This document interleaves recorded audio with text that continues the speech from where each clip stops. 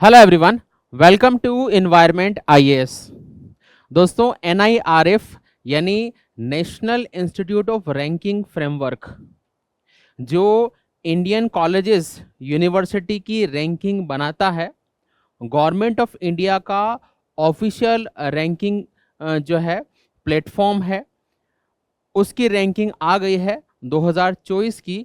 और इसमें अलग अलग कॉलेजेस की कौन कौन सी रैंकिंग है, और कुछ बच्चे जो अभी स्कूलों में हैं वो कॉलेजेस में एडमिशन लेना चाहते हैं, उनके लिए, पेरेंट्स के लिए जो अपने बच्चों का एडमिशन कराना चाहते हैं, किसी को पोस्ट ग्रेजुएशन करना है, किसी को पीएचडी करना है, या आम जनता हम जैसे जैसे लोग जो जो ये देखना चाहते हैं कि इंडिया में टॉप क्वालिटी इंस्टीट्यूशन कौन से हैं, उनके लिए ये रैंकिंग प्लेटफॉर्म या ये रैंकिंग बहुत यूजफुल है। इसी को आज के सेशन में हम कवर कर रहे हैं, एनआईआरएफ रैंकिंग 2024। इसको हम देखते हैं।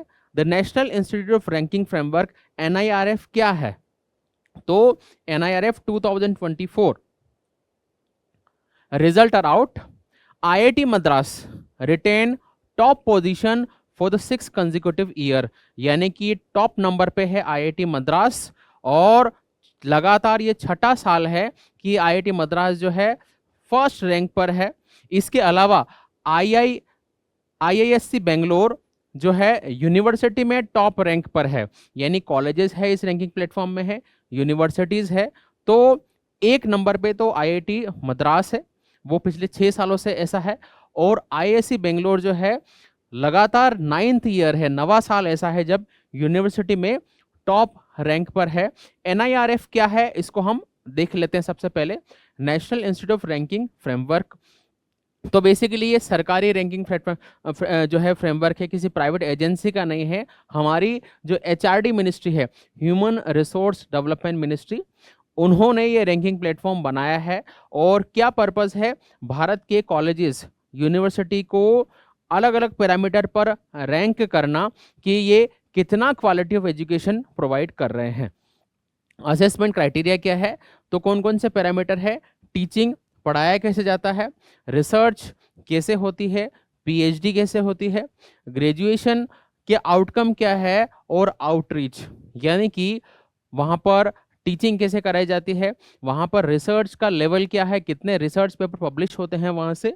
ग्रेजुएशन आउटकम का मतलब वहाँ से जो ग्रेजुएट हुए हैं वो बच्चे लाइफ में, करियर में क्या कर रहे हैं, उनके प्लेसमेंट कितने होते हैं, कौन कौन सी कंपनीज में काम कर रहे हैं। और आउटरीच का मतलब ये है कि ये कॉलेज यूनिवर्सिटीज़ जो है दूसरे कॉलेजेस, चाहे वो इंडिया में हो चाहे वो बाहर हो, उनसे कितना कोलोबोरेट कर रहे हैं, उनका एंगेजमेंट कितना है। ये 4 पैरामीटर के बेसिस पर एनआरएफ की रैंकिंग बनाई जाती है। हर साल ये रैंकिंग पब्लिश होती है और इसको वाइडली यूज पूरे इंडिया में, अक्रॉस इंडिया में जो अलग अलग स्टूडेंट है, चाहे वो कॉलेज में एडमिशन की तैयारी कर रहे हैं, आईआईटी, जेई, नीट की तैयारी कर रहे हैं, और अदर कॉम्पिटिटिव एग्जाम की तैयारी कर रहे हैं, जो कॉलेज में एडमिशन लेना चाहते हैं, चाहे अंडर ग्रेजुएट हो या पोस्ट ग्रेजुएट हो या पीएचडी हो, इस रैंकिंग को एक ऑथेंटिक डॉक्यूमेंट के फॉर्म में मानते हैं, इसको फॉलो करते हैं और इसके हिसाब से तैयारी करते हैं। टॉप 10 कौन से हैं इस बार ओवरऑल रैंकिंग में, तो छठी बार लगातार आईआईटी मद्रास। आप ये देखोगे स्पेशली रिसर्च के मामले में आईआईटी मद्रास के बराबर कोई भी जो है कॉलेज नहीं है। हर गवर्नमेंट ऑफ इंडिया भी किसी बड़े प्रोजेक्ट में आईआईटी मद्रास की हेल्प लेती है, क्योंकि इनका रिसर्च की जो टीम है वो बहुत स्ट्रॉन्ग है, एकेडमिकली यानी टीचिंग वाइज बहुत स्ट्रॉन्ग है। प्लेसमेंट की बात की जाए तो आईआईटी मद्रास के प्लेसमेंट हाईएस्ट होते हैं, तो नंबर 1 पे है आईआईटी मद्रास लगातार 6 कंसेक्यूटिव ईयर। उसके बाद में आईआईएससी बेंगलोर जो है वो सेकंड पोजीशन पे है। अदर जो आईआईटीज है, 7 आईआईटीज डोमिनेट टॉप 10 रैंक, तो टॉप 10 में 7 तो आईआईटी है। इसके अलावा जवाहरलाल नेहरू यूनिवर्सिटी यानी जेएनयू जो है वो 10th नंबर पे है।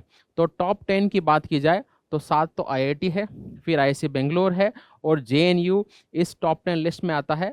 आईआईटी मद्रास फर्स्ट नंबर पे, आईआईसी बेंगलोर सेकंड नंबर पे।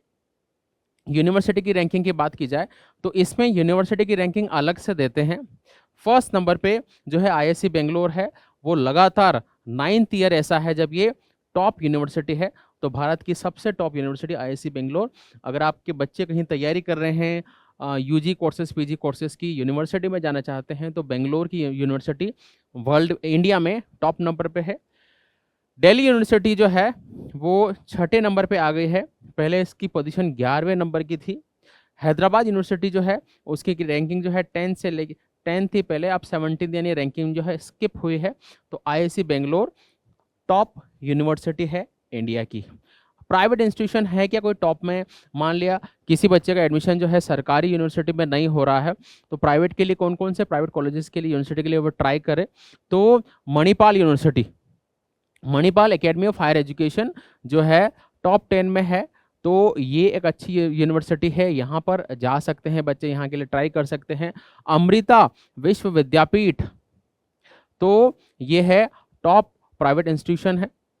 अगेन वीआईटी जो वेलोर इंस्टीट्यूट ऑफ टेक्नोलॉजी है वो भी टॉप 10 में है। तो ये 3 जो है प्राइवेट यूनिवर्सिटीज है जो बहुत अच्छा कर रही है चारों पैरामीटर पर। सो मणिपाल यूनिवर्सिटी, इसके अलावा अमृता विश्व विद्यापीठम और वेलोर इंस्टीट्यूट ऑफ टेक्नोलॉजी, ये 3 अच्छी यूनिवर्सिटी है, इनको भी फॉलो किया जा सकता है। डोमिनेंस ऑफ पब्लिक इंस्टीट्यूशन, तो अगर एनआईआरएफ की बात की जाए तो आप ये देखिए टॉप 10 में 7 तो आईआईटी है, इसके अलावा आईआईसी बेंगलोर है, तो 8 तो क्या है प्राइवेट जो है पब्लिक इंस्टीट्यूशन है, सरकारी संस्थाएं हैं जो टॉप 10 में है। तो इस रैंकिंग में डोमिनेंस है पब्लिक इंस्टीट्यूशन का, तो गवर्नमेंट फंडिंग मिलती है, पब्लिकली फंडेड इंस्टीट्यूशन है, इसमें डोमिनेट कर रहे हैं। और सेंट्रली फंडेड टेक्निकल इंस्टीट्यूशन जो है अच्छा परफॉर्म कर रहे हैं, और सेंट्रल यूनिवर्सिटी भी। कुल मिला के एनआईआरएफ में सरकारी इंस्टीट्यूशन का परफॉर्मेंस बेटर है in comparison to private colleges and universities. IIT Madras की और आईआईसी बेंगलोर की कंपैरिजन किया जाए दोनों को, 1 नंबर पे आईआईटी मद्रास है, 2 नंबर पे आईआईसी बेंगलोर है, कंपेयर कर सकते हैं आप लोग। ओवरऑल रैंकिंग जो है इसकी फर्स्ट है, इसकी सेकंड है। यूनिवर्सिटी क्योंकि आईआईटी मद्रास तो कॉलेज है तो एनए है, बाकी यूनिवर्सिटी में आईआईसी बेंगलोर टॉप रैंक पर है। रिसर्च में ओवरऑल जो है फर्स्ट नंबर पे आईआईसी बेंगलोर है, यानी कि आईआईटी मद्रास से भी अच्छा रिसर्च का जो पोर्टफोलियो है वो आईआईसी बेंगलोर का है। ये सेकेंड नंबर पे रिसर्च में है। फोकस जो है टीचिंग ओरिएंटेड है और रिसर्च ऑन स्टडी, यानी कि भारत की अगर टॉप 2 रिसर्च इंस्टीट्यूशन की बात की जाए तो आईआईसी बेंगलोर 1 नंबर पे, 2 नंबर पे आईआईटी मद्रास है, और ओवरऑल रैंकिंग में आईआईटी मद्रास 1 नंबर पे है, आईआईसी बेंगलोर सेकेंड नंबर पे है। तो ये कुछ कंपैरिजन है। एनआईआरएफ का जो इवोल्यूशन पैरामीटर है उसको थोड़ा सा और डिटेल में देख लेते हैं। टीचिंग, लर्निंग एंड रिसोर्सेस, यानी TLR, ये एक फर्स्ट पैरामीटर है।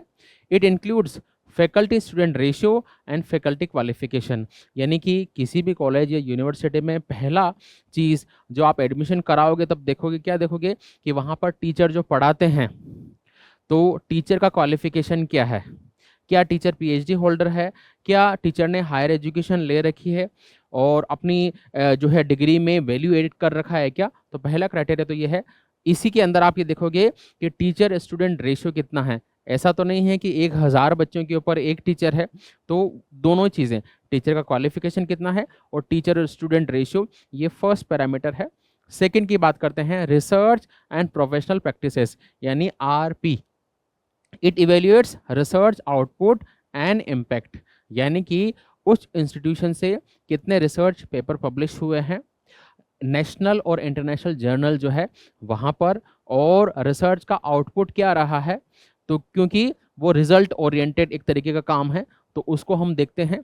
Graduation outcome assess student performance and placement, यानी कि बच्चे जो है कॉलेज से निकलने के बाद अपनी ज़िंदगी में, अपने करियर में क्या कर रहे हैं, वो भी एक इम्पॉर्टेंट पैरामीटर है।